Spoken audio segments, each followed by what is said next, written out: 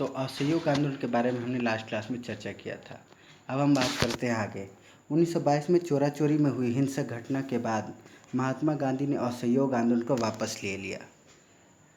इसके बाद अगर हम बात करें तो 9 अगस्त के बारे में जानने की कोशिश करते हैं। 9 अगस्त को 1925 में काकोरी में क्रांतिकारियों ने अंग्रेजी खजाना ले जा रही एक ट्रेन को ही लूट लिया। जब ये घटना घटित हुई थी, ऐसे न जाने बहुत सारी खबरें जो लगातार सालों साल तक ब्रिटिश पार्लियामेंट में जा रही थी। तो ब्रिटिश पार्लियामेंट के द्वारा 1928 में एक कमेटी गठित की गई जिसका नाम था Simon commission. Simon commission Bharat आया, जिसका विरोध करते हुए लाला लाजपत राय जी की मृत्यु हो गई। इस कमीशन का विरोध पूरे भारत में इसलिए हुआ था क्योंकि इसमें एक भी भारत के व्यक्ति शामिल नहीं थे, और ये कमीशन भारत इसलिए आया था ताकि वह भारत में हो रही गड़बड़ियों की जानकारी को एकत्रित किया जा सके। ये था साइमन कमीशन जो 1928 में भारत में आया था। पूरे संपूर्ण भारत में इनमें काले झंडे दिखाए गए थे। आइए बात करते हैं आगे। 8 अप्रैल 1929 को भगत सिंह व बटुकेश्वर दत्त ने असेंबली में पर बम फेंका। उनका ये मानना था कि भारत में पुनर्जागरण की भावनाओं को जागृत करना आवश्यक होगा।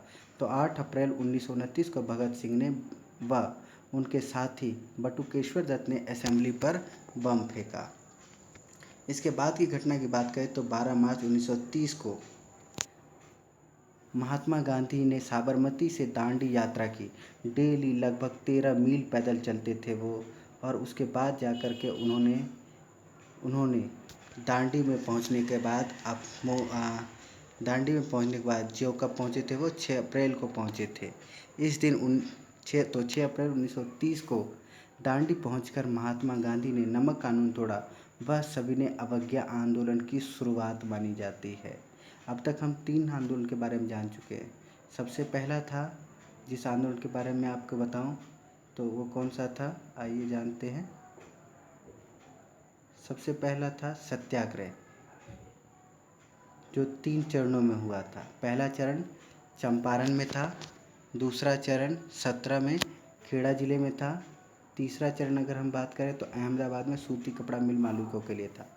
अब इन सब के बाद अगर हम बात करें तो हमने पढ़ा था, हमने जो जानकारी उठाई थी वो क्या था, वो था असहयोग आंदोलन को लेकर के, जिसमें महात्मा गांधी ने संपूर्ण भारतवासियों को अंग्रेज़ों के किसी भी प्रकार से सहयोग करने से मनाही की गई थी। और इसके बाद जो हम बात कर रहे हैं अब, ये क्या है हमारे पास, ये है सविनय अवज्ञा आंदोलन। आइए आगे बात करते हैं। तो सविनय अवज्ञा आंदोलन की शुरुआत कब हुई थी? 6 अप्रैल 1930 को दांडी में पहुंचकर गांधी जी ने नमक कानून को तोड़ा था।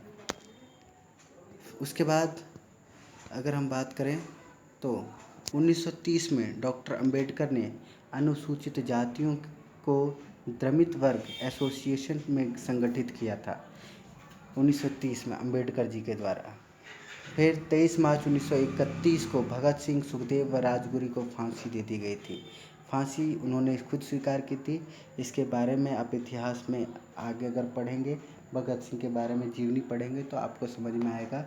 23 मार्च 1931 को भगत सिंह, सुखदेव एवं राजगुरु को फांसी दे दी गई। अब हम बात कर लेते हैं 1931 गांधी इरविन समझौता।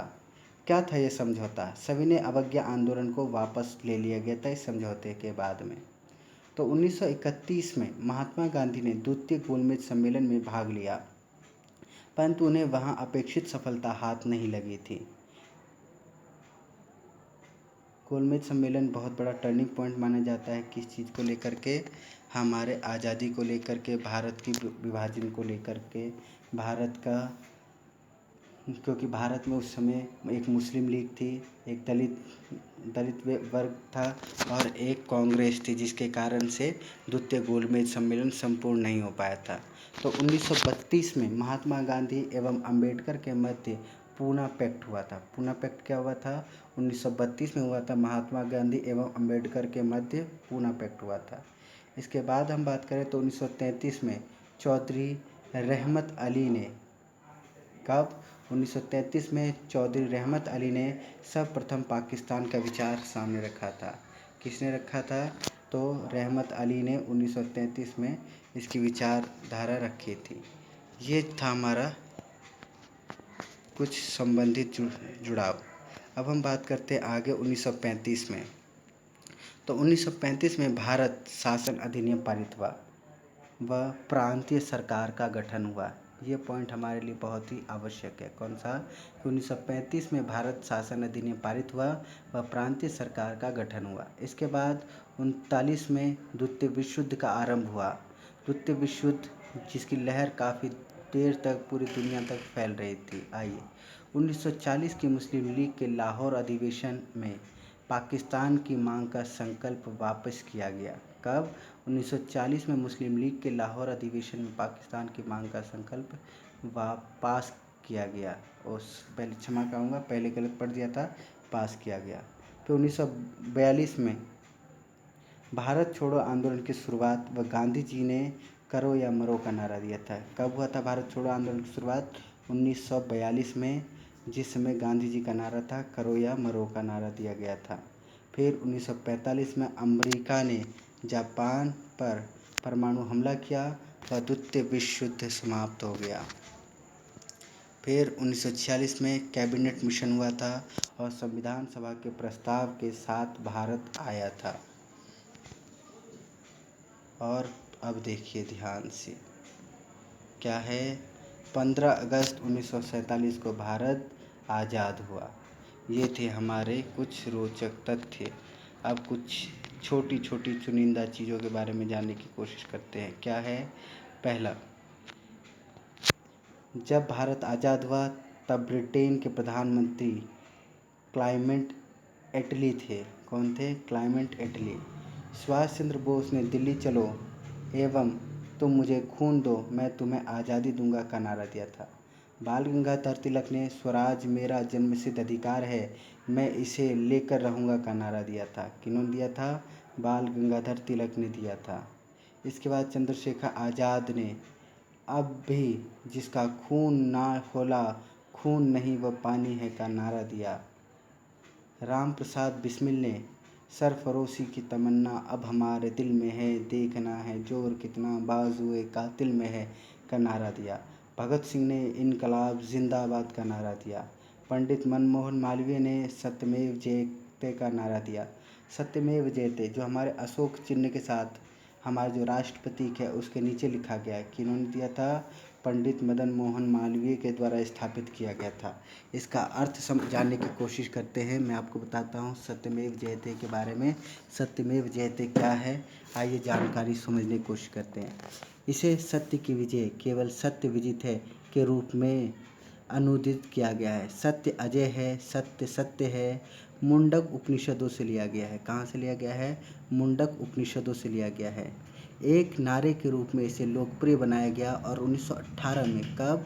1918 में, आप लिख लीजिएगा, 1918 में राष्ट्रीय कांग्रेस के अध्यक्ष के रूप में पंडित मदन मोहन मालवीय द्वारा व्यापक राष्ट्रीय उपयोग में लाया गया। इसे स्वतंत्रता के अवसर पर भारत का राष्ट्रीय आदर्श वाक्य घोषित किया गया। ठीक है, मैंने अभी कुछ देर पहले बताया था यह हमारे राष्ट्र प्रतीक में अशोक चक्र पर अंकित है। हम इसे भारतीय मुद्रा के अग्रभाग पर भी पाते हैं। ये थे कुछ रोचक तथ्य हमारे समक्ष इस पाठ से जुड़े हुए। अब इस पाठ में आगे जो है वो क्वेश्चन है, उससे पहले जिन जिन को इसकी आवश्यकता होगी आप फटाफट से उनको शेयर कर दें। आपके लिए इस चैप्टर में संबंधित सभी चीज़ों को मैं शामिल किया था। एक बार मैं आपको इससे रिलेटेड क्वेश्चन दिखा दूँगा। आइए।